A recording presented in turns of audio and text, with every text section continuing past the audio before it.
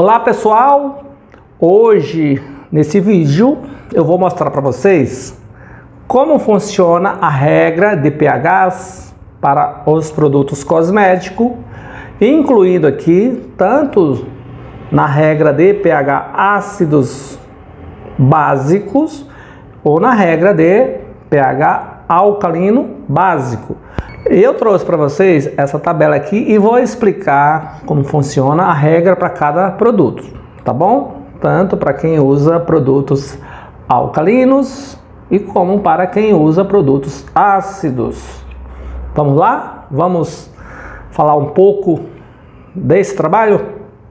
Bem, pessoal, fazendo aqui a leitura da nossa tabela, tá?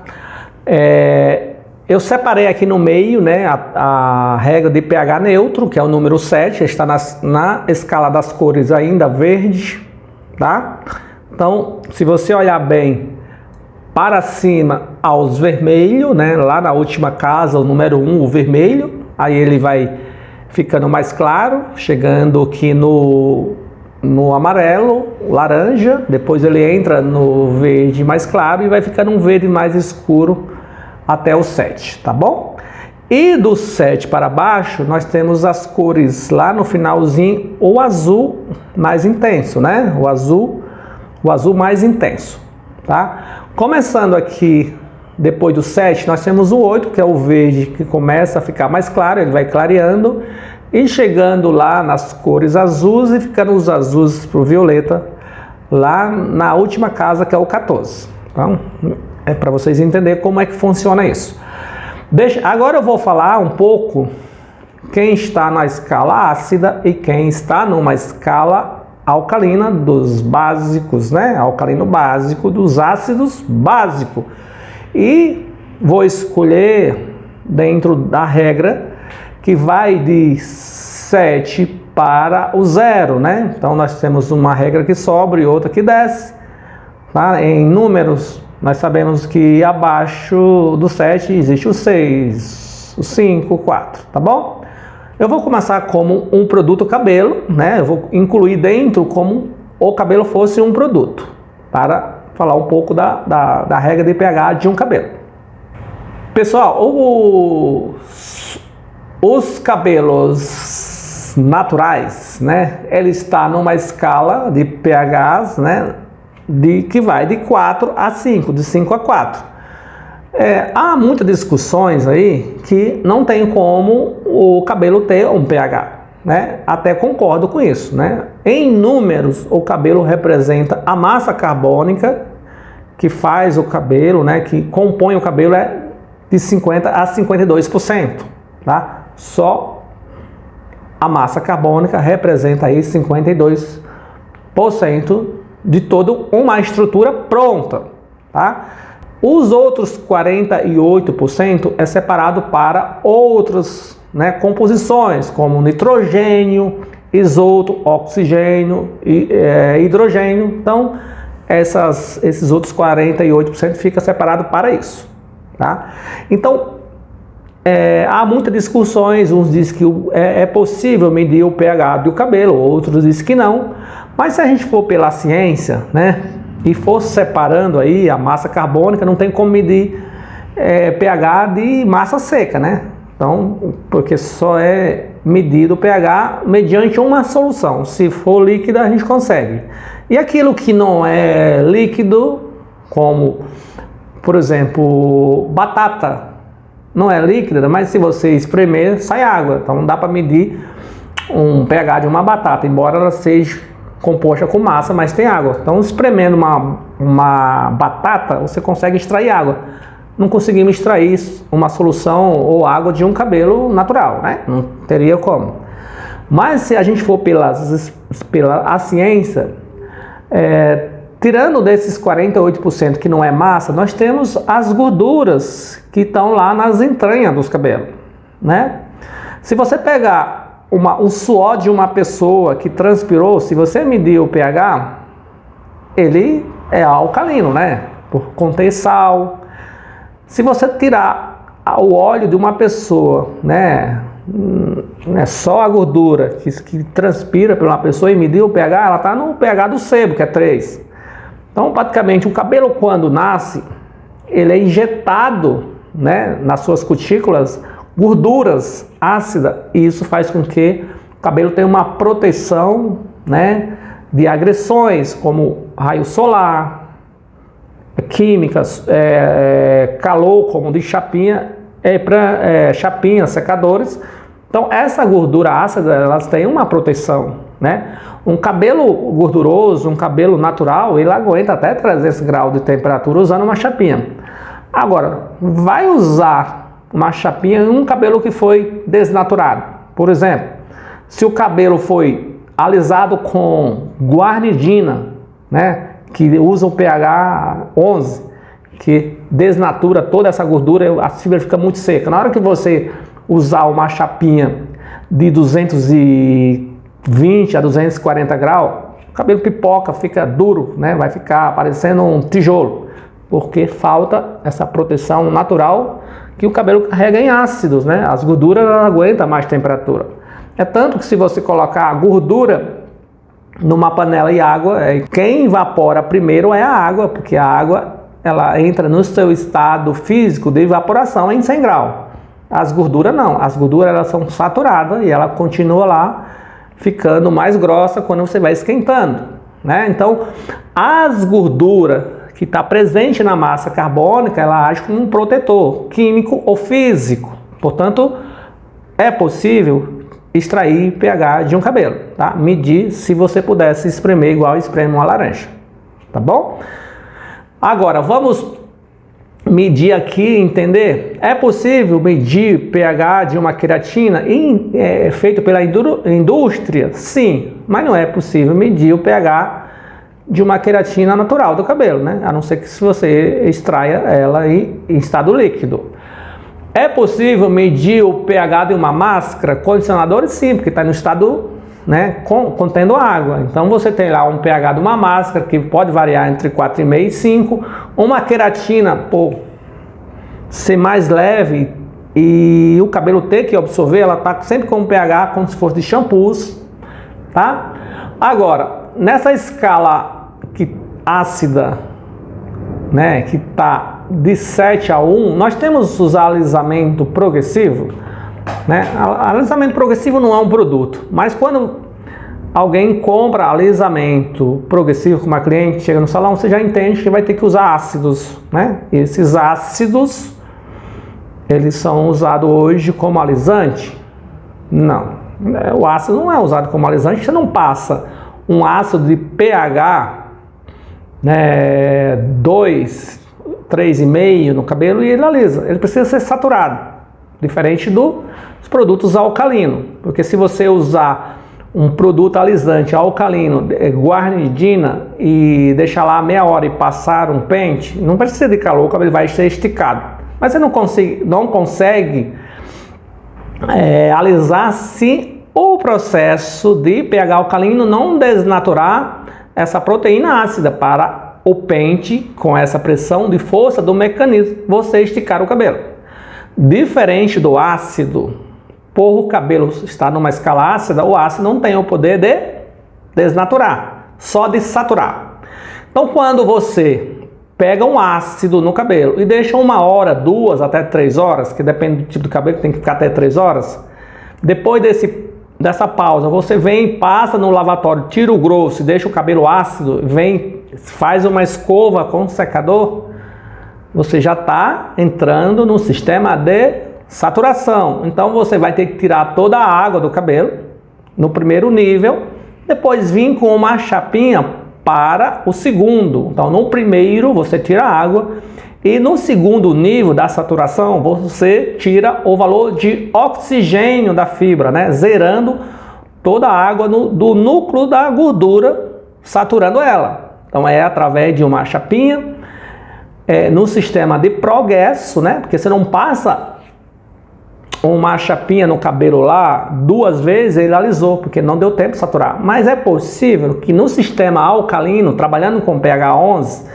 2 passadas do pente com o peso da sua mão, o cabelo já estica, diferente dos ácidos, que você vai usar um mecanismo, força da sua mão, e muita passada da chapinha, né?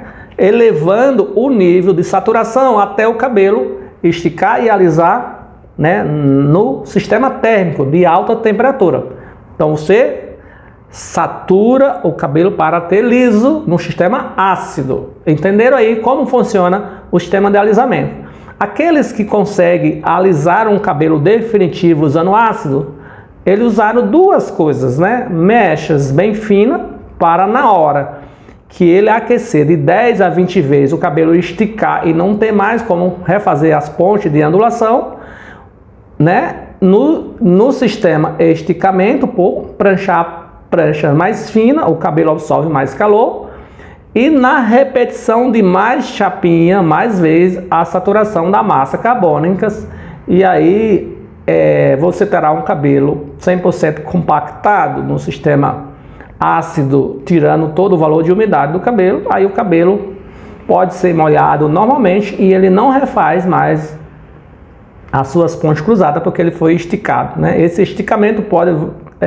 variar entre 10 a 20% de todo o cabelo. Que isso só acontece no sistema não ácido, só no sistema alcalino, porque o cabelo é saturado ou é esticado através de um pente, ou no sistema definitivo usando tioglicolato, que você precisa também ainda de fonte de calor e mecanismo esticando. Claro, se você for alisar um cabelo definitivo usando tioglicolato, com pH entre 9 e 10, há desnaturação antes. Então, para esticar fica muito mais fácil, com menos calor, do que usando ácido. Então, dá para alisar o cabelo em dois níveis, né? Hoje, saturando e desnaturando, ou só saturando, usando chapinhas, repetindo muitas vezes na alta temperatura, tá bom? Isso é uma regra de progressiva ou alisamento. Agora, eu vou falar um pouco aqui das colorações, pessoal. Se você pegar um cabelo que está ácido e usar uma coloração no cabelo, não vai danificar se o cabelo for natural, porque os níveis de oxidação, né, entre 20% a 30% são baixos para um cabelo natural, né? A concentração de amônia que está trabalhando aí com pH 8,5 a 9, eles são baixos para o cabelo, né? São de 1 a 2%. Isso não vai estragar um cabelo natural, a não ser que o cabelo seja repetido várias vezes sem os cuidados, né? Sem hidratar, sem devolver ácidos e ajustando o pH. Então muita gente quebra o cabelo porque não cuida também, não é? Nos alisantes de tioglicolato, que eu já até falei lá quando estava falando da progressiva, os alisamentos de tioglicolato trabalham com um pH entre 9 e 10, em cima de um pH natural do cabelo. Ele só vai quebrar se o profissional reaplicar 2 vezes. Um cabelo natural não se quebra com tioglicolato, nem que você deixe 2 horas, até porque o pH natural nivelado com 10.000 e o pH do alisante de tioglicolato nivelado com 1.000. Então é 1.000 brigando contra 10, não vai quebrar, tá? Só se você colocar no sistema alcalino. Isso quer dizer, se você colocar alisante de tioglicolato num cabelo colorido, se o cabelo se o tioglicolato estiver ajustado para o cabelo natural, se for usado esse mesmo produto no cabelo colorido ou descolorido, há um desajuste de pH e o cabelo entra em estresse e quebra nos primeiros 10 minutos. Então precisa que o profissional entenda dessa regra e faça o ajuste do alisante, né? Se ele for alisar com tioglicolato um cabelo com coloração ou descolorido, ele precisa ajustar o ativo antes, né? Ele precisa trazer o pH de 10 para 8, igualando ao tamanho da tintura, aí ele vai trabalhar igual, não vai ter estresse, tá? Pó descolorante para o cabelo. Então, o pó descolorante, ele não quebra um cabelo com pH 10, se o cabelo for natural, porque ele é solvente das gorduras ácidas, então ele não amolece os cristais da massa, né? A não ser que se você repetir mais de uma vez, aí pode ser que ele emborrache. Mas você não vai emborrachar um cabelo de pó descolorante de pH 10, até para vocês entenderem. o pó descolorante eleva a água oxigenada que está no pH 4 para o 10. E nessa elevação ela começa a trabalhar em velocidade e acaba desidratando, saturando a cor do cabelo. Por isso que ela descolora o cabelo, né?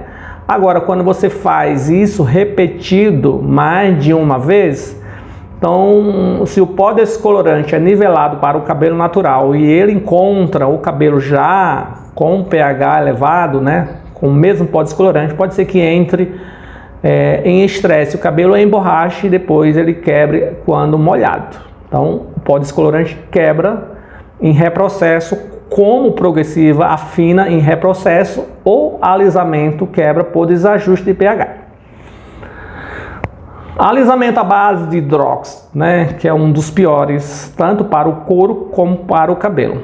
Para o couro, né, esse desajuste de pH do couro, que está entre pH entre 5 a 6, elevando aí, né, para um 11, 12, vai causar as queimaduras, né, por desajuste do pH. Então isso vai ferver no couro e isso em 10, 20 minutos a cliente já tem uma queimadura de 3º grau. Então não devemos usar produtos à base de hidróxido, a não ser que o profissional saiba muito bem trabalhar com isso e ele não encoste em nenhum momento no couro, né? Mesmo usando aquelas proteções, né, que as empresas mandam, na hora que pega na proteção, como ele trabalha com pH solvente, ele vai solver qualquer proteção que você colocar e vai passar para o couro do mesmo jeito, então nem adianta nada. Tá? E para o cabelo ele é um produto que desengordura, né? Tira toda a acidez da fibra, embora o liso ele se dá por mais ácido e não menos ácido. Então se você tirar o ácido orgânico que a natureza fez nesse cabelo, você vai esticar o cabelo, mas vai perder o toque de maciez, o sensorial. Nenhum cabelo alisado com guarnidina ou hidróxido de sódio terá maciez, até porque maciez só se dá na saturação dos ácidos e não na perda deles, né? Quanto menos ácido, mais massa carbônica rígida, mais seca. Isso na hora que você tocar os dedos é um sensorial de rigidez com cabelo ácido, parecendo grão de areia na superfície, né, do cabelo. Além de tudo isso, toda vez que a cliente for lavar, usar um shampoo, esse cabelo vai entrar um estresse de emborrachamento, porque com a oleosidade natural, o cabelo tem uma proteção contra a água, né? Então, essa gordura faz com que a água não entre nas fibras e torne solúvel, né? A água não pode entrar no cabelo. As gorduras naturais é um ser protetor contra a água também. No dia que você tirar a água com sal solvente, descolorante, mais do que o normal, ou alisante, esse cabelo vai começar a molhar mais do que o normal. E aí um cabelo absorvendo água e ele acaba emborrachando. E aí a cliente vai ter as dificuldades de desembaraçar. Caso o cabelo não quebre, mas quando seca, o cabelo seca parecendo um tijolo, né? Rígido, duro. E aí, por falta de hidrogênio, o cabelo acaba absorvendo mais oxigênio. Então, pela natureza, as pessoas que têm cabelos afros são feitos de cristais rígidos, né, com menos gorduras, e esse cabelo acaba absorvendo mais umidade, deixando o cabelo mais rígido ainda. É tanto que as pessoas que têm cabelos naturais, de cabelo afro muito fechado, de etnia de cabelo rígido, reclamam que o cabelo não hidrata, até porque o cabelo não hidrata justamente pela rigidez, né? E os cabelos oleosos de natureza natural, e aí quanto mais umidade, mais oleoso ele fica. Então o oxigênio na gordura torna o cabelo mais oleoso e no cabelo seco, mais seco ainda. Então há um desajuste pela própria natureza. Só resta agora as indústrias, né, que faz produto cosmético, ensinar esses profissionais que há um desajuste e isso pode ser ajustado conforme o conhecimento de cada um, né, fazendo o equilíbrio do pH, ajustando conforme o biotipo de cada cabelo, é possível a gente melhorar a ciência de tudo isso. Tá bom? Pessoal, se você não curtiu esse vídeo, curta. E se você não é inscrito, vá lá no nosso canal e se inscreva, tá? Para receber mais conteúdo sobre produto e cabelo. Tá ok? Muito obrigado e até os próximos vídeos. Fui!